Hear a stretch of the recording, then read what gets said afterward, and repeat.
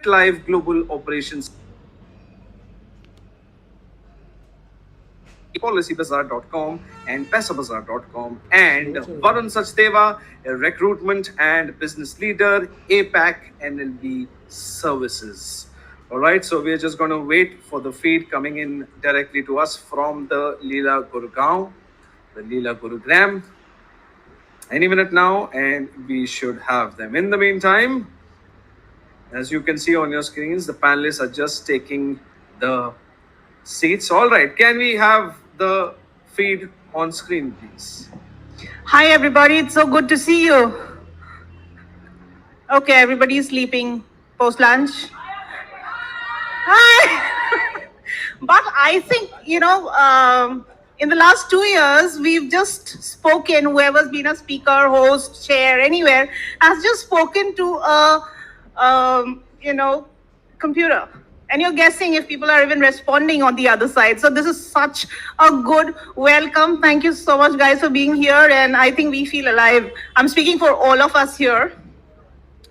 And I'll share a little story before we start with the topic. So Amaresh and I were in the room where the panelists are supposed to be. And Puneet and Varun weren't there for a long time, till the time, it was almost 2:50 and the session was to begin. They weren't there, and we had a live talent acquisition experience. Candidates not showing up. So there's Amaresh and I thinking, if they don't show up, what is the scene? What do we do amongst the two of us then? But gladly, it was not a no-show, and they're here. And now it's over to them for a set of questions that I have. But I promise you, I'll keep space for your questions. So guys, here we go. So would you prefer to be the first one to speak? Varun? Oh yes, I have one for Varun. So here's Varun, your first question. How has the RTO, hybrid, remote, whatever you call it, this kind of scenario changed the way you design and deliver to the ongoing talent crisis? And if you would want to share your one winning strategy and one roadblock. Sure. So if you talk about the transformative journey, from being physically in the office and recruiting to a model where, all of us were remote and technology was actually acting as an accelerator, I think it was a paradigm shift. But if we talk about as an organization, we have been focused on engagement, experience, and ensuring that it is for the candidates as well as for our clients, the hiring managers, and that's what has been a success story for us in the last 2 years. And if I just talk about a few of the numbers, on a monthly basis, we onboard about 1,500 technology professionals for different diversified clients. And even when it was the first phase of COVID, we were doing the similar numbers for different organizations in India. So I think as an organization, we were able to adapt and adopt the technology much faster. And that's why we were able to create a difference in the market.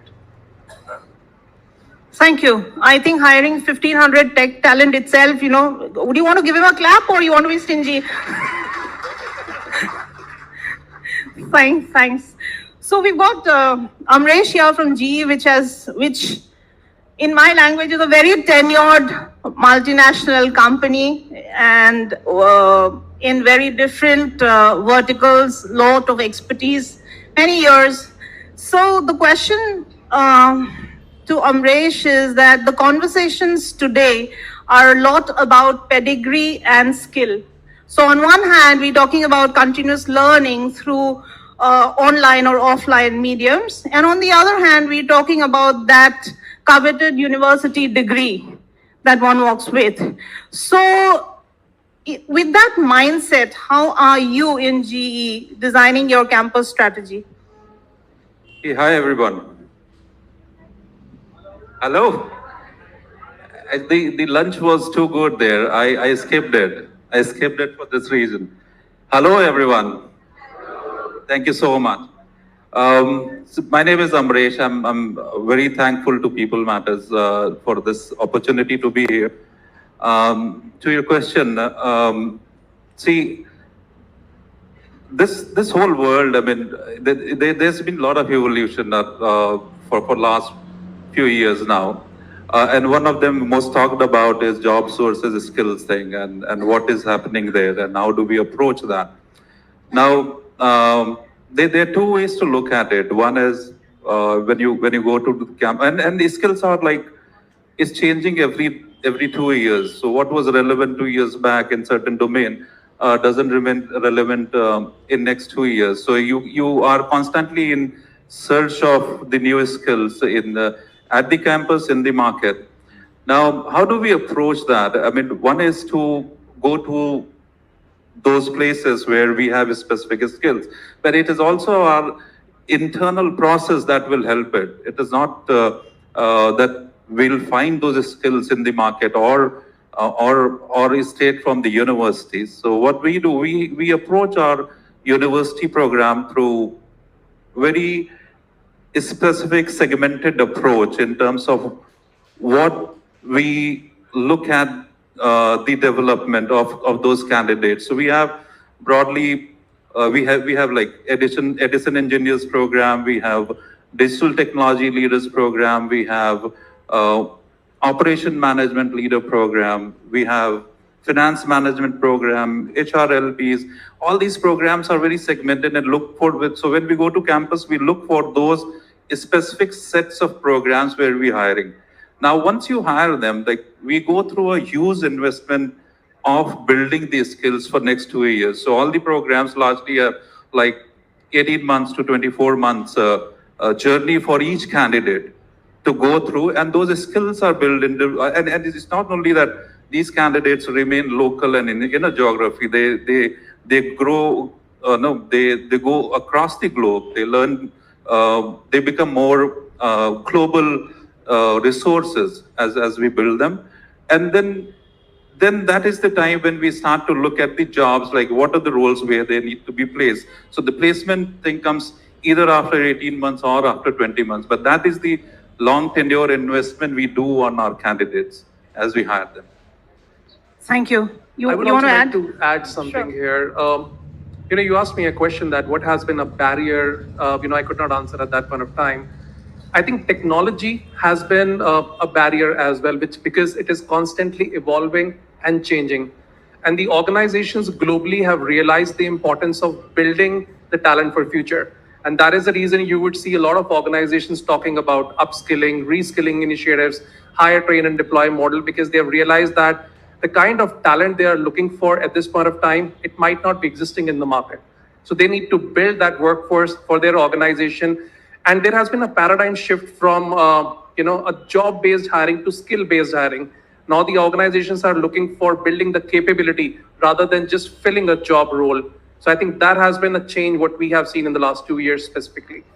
So then a following question to you, Varun, on that side, being on the solution provider side to the talent that we're talking about, on the pedigree versus experience or skill, where do you see the tide going?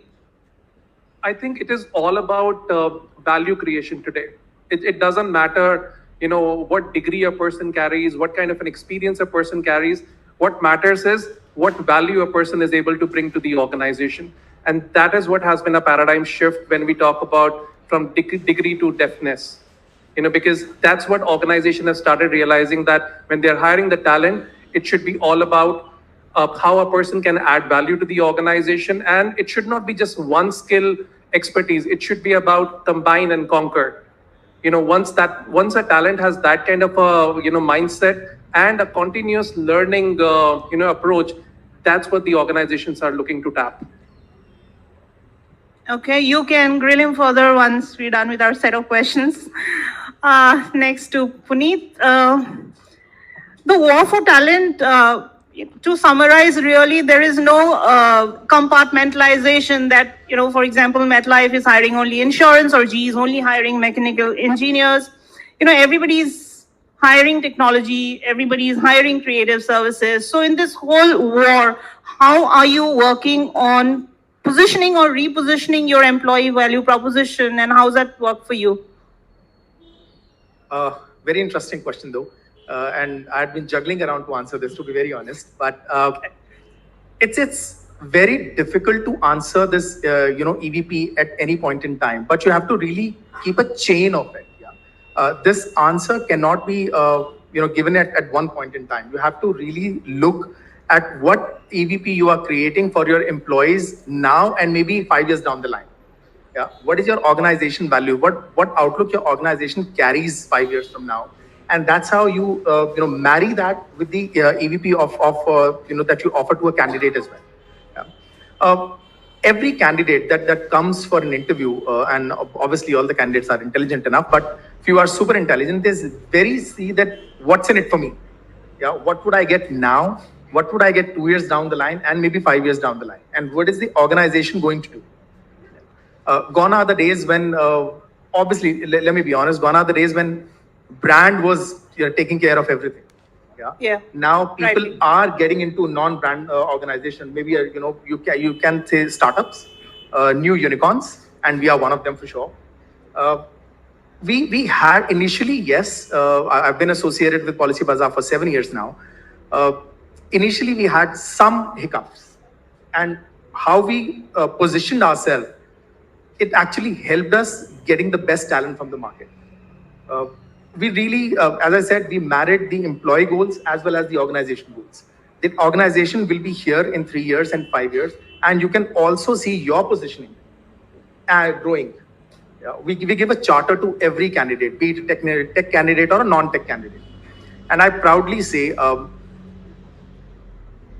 95% of my senior leadership is internally grown.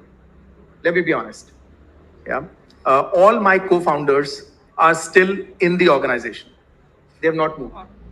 Yeah. And now we are public. Still, people have made money out of it. Still, they are not moving.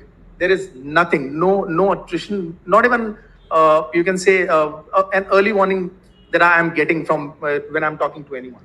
So that's the trust that you have to create within the organization and the employee, so that they stick around and they come to you. Sure. So,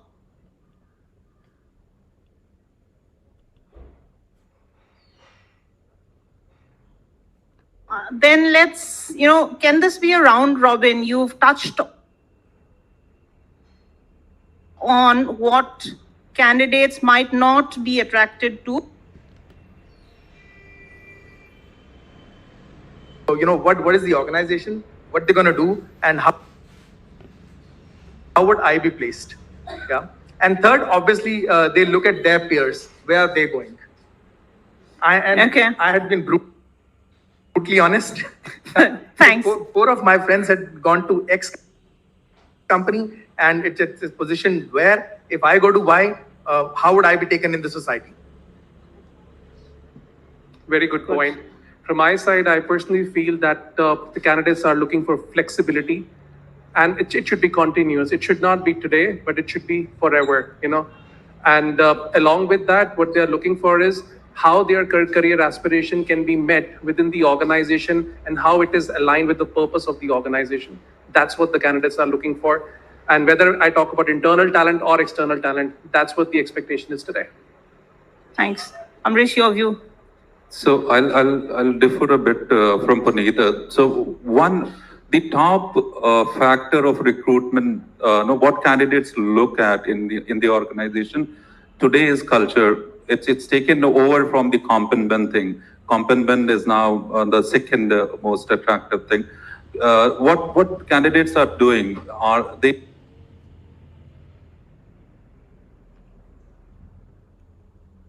as we bring them in for those interactions, they keep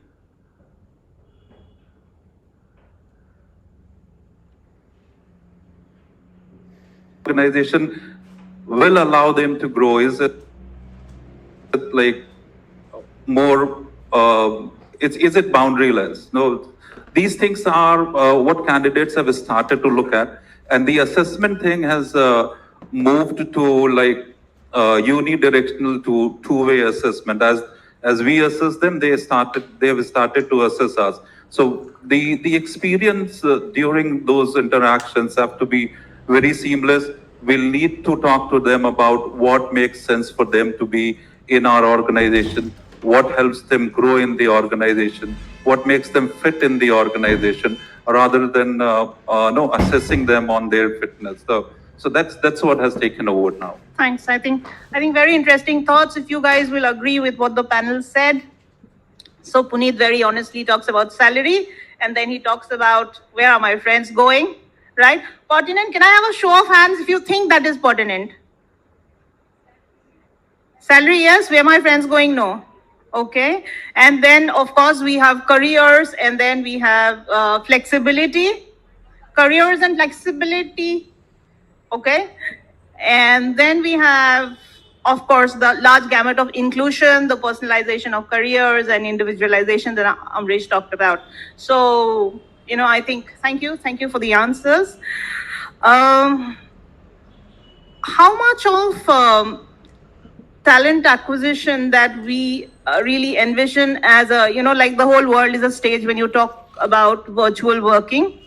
And at least if not cross borders within the country, there are organizations willing to provide flexibility of, you can work from any city as long as it is India, and, kind of continue to support. They want to support the best talent that way. So where are we in that journey, according to you, Amaresh? See, what I'll say is pandemic has been the game changer in all this. I mean, there are a lot of things we have learned during the pandemic. One is the virtual thing. Today we also have to learn, we have learned to use the media, social media more. So when you click the button and you post a job, it is open to the entire world. So entire world can see it. So your candidate base moves from a geography, a location to more boundaryless. Now, what happens is that is the positive side of it. So you have your visibility of what you offer.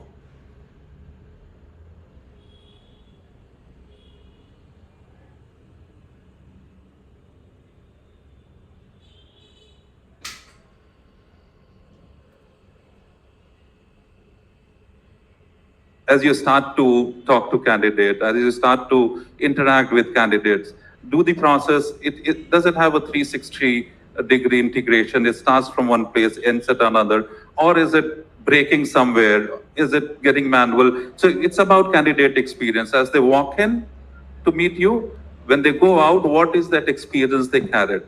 Then there is a lot of things around your processes, the timeliness. It has to move with the speed. You cannot have those discussions of the past where you can still keep thinking about the candidature for longer time. Those 90 days things to hire a candidate, these have become a bit big. I mean, now you need to move fast. You need to have those interactions quick. Then about your branding, how do you showcase your organization? So everyone that interacts, every touch point that the candidate has in your organization, is it the same experience that the candidate goes through? Like we do a lot of training on talent ambassadors. We try to see that narrative that goes to the candidate from one person to another largely remains same. We talk about our culture, why they should be joining the organization, from like why we should be hiring you. How sensitive these talent ambassadors should be to the diversity, LGBTQ candidates, like how sensitive you are to these things, how your JDs are gender neutral. These are the things that will attract global talents. So there are a lot of things that needs to move if you want to attract global talents. Yes, pandemic, as I said, game changer. We can, our reach to the globe is now very, very fast and easy. Sure, thank you. I hope that helps all of you. You touched upon a point of connect that is important for the candidate experience or the employee experience. So Puneet, my next question is to you. There are a myriad of tools, technologies available to build the candidate or employee experience. At MetLife, we use Amber to build the early connect or the connect through the tenure of the organization. So what are your go-to tools when you talk about continuously building your EVP or continuously connecting with and making your organization the go-to place? Sure. Technologies are available in the market. Yeah. Yes. You can go to A, B, or C. But we saw there was a specific need, specifically when we were answering questions to our type of crowd. So I have about 90% of the crowd, which is typically insurance advisors. And obviously they're doing the call center work. And then rest 10% is my corporate and technology. Yeah. So very, very diverse crowd. So we actually went ahead and we inbuilt our system. Okay. But what all did we include? So we included, obviously, everyone does that, 0 days, 15, 30, 60, 90 days connect. But over and above that, what we added was what is required from anyone who is joining in the organization over and above what is given to him. Yeah. And then we tried answering almost everything. If we are not able to, again, as I said, as an organization, we had been very transparent. We went back over the tool itself. We said it cannot be done because of ABCD reasons. So we never kind of hid anything from anyone. We never said that it's work in progress. If it's work in progress, then we always give a timeline. Yeah. So I think transparency worked for us. It's really worked for us. My overall employee satisfaction is close to about 81, 82%. We run a quarterly survey as well, internal. Yes, at a call center level, attritions are uncontrollable because people. The great resignation, we call it. Absolutely, yeah. So that's separate. But at my corp and tech level, we are pretty much managing it internally. And as I said, transparency is one thing which is working wonders for us. Thank you, thank you. Can we just have a quick show of hands? How many of you are using in-house tools? In-house. We also do have in-house. And okay, let me flip the question then. Then off-the-shelf products for connecting with candidates or employees. So I think it is a mixed experience. What we see here. You wanted to add something? I want to add something to what Puneet mentioned. As an organization, what we did, which was a clear differentiator for us, was proactively reaching out to the talent, building talent communities, and with the talent acquisition industry or the industry where the person belongs to, and understanding the motivating factors that why someone would be looking out for a change if an opportunity is presented to them. By doing all these activities, I would like to talk about few numbers as well. When the industry was talking about 45% to 55% offer dropout percentage, at NLB, we were able to cap it to 28%. That has been the maximum when we talk about offer dropout for our organization while supporting our customers. And it has always been possible just because of our candidate engagement and experience we provide to the talent pool available. Amazing. Amazing. So you actually have led me to my next question. How many talent acquisition professionals here? Okay, so this question is actually for this huge majority. So like a little snippet before that, have you ever attended an auction? Anybody attended an auction ever? Yeah. So I have never, had that experience. I've only seen that in Hindi movies. So there is this guy at the helm of affairs with a hammer. And then, there's a high value product and people are saying, whatever, 50 lakh, 60 lakh and stuff. So the talent acquisition scenario and the vying for talent currently remind me of those scenes from the Hindi movies, and on spot, the guy at the helm of the affairs, or the girl in this case, is actually the talent acquisition team that we have. So my next question is to Varun. What's in it? Somebody said with him here, what's in it for me? So what are the unique things that are done for talent acquisitions team today? Because, they are running harder than they can even to keep going at the same pace. So I would say that the recruitment ecosystem has to be the combination of technology and human intelligence, where, for every step in the recruitment life cycle, the technology should act as an accelerator, and that should drive the predictive results for the organization. And the human intelligence piece should only be focusing on engagement and experience. That's how we can actually win the war for talent, what exists in the market today. Otherwise, it's going to be very difficult for organizations to attract the talent from the market. That's what I would like to add from my side. And what do you do specifically for the hiring team? The business or the talent acquisition team members? The talent acquisition team members. That's who are here. I would say they should be hustlers, creators and innovators.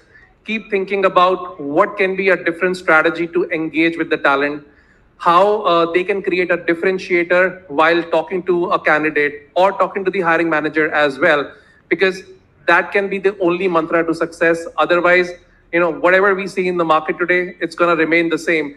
The only thing which can create, and take a talent acquisition professional to the next level is use the technology in a right way and engage the candidates well. Thanks. You want to add, Amaresh or Puneet? I would Yeah. like to add here. Why can't, and I've been, biggest supporter for that. I think we should have some cross-pollination within talent acquisition. Yeah. Okay. I am so pro to get a techie in recruitment. Yeah, and answering the questions that all his friends and peers will have in his tech group. Yeah. Okay. Sit there, sit on the hot seat and answer the questions and hire talent. I would do that. That's exactly what we do in our organization. Today, if I talk about 35% of my recruiters, they were actually technology professionals in the past. Wow. Good. Thank you. So, questions from the house? Sure. So, can she be held to the... Excuse me. Come on. Yeah, thank you so much. So this question is for Varun. Varun, I would like to understand more on the candidate engagement, right? Right from the selection, once the candidate has been selected, till his joining, like what are your inputs to that? Like what suggestions, or how to engage with the candidate and get that, yes, he is not dropping it, because now the notice period is 3 months, and a week before, if he's saying after like waiting for 2.5 months, if he's saying that, okay, no, I'm sorry, because of whatever XY reason, I'm not able to join. It is like, you can imagine the condition of a recruiter. So, I would like to understand like how to engage a candidate on this. Brilliant question. So, in my opinion, the candidate journey starts at the time of sourcing itself. It doesn't start after selection. So when a talent acquisition professional is actually sourcing the candidate, that's where the engagement should start, to understand why a person is looking out for a change. What are the motivating factors? Whether the opportunity which is being proposed to a candidate actually meets those expectations or not. And at every step till the selection piece, the candidate should be informed about, each and every activity happening, because a lot of times, I'm sure the majority of the talent acquisition professionals would agree to that. We do not even get back to the candidates on time. They keep on asking for the feedback, but we are not able to get back to them because the business doesn't give the feedback.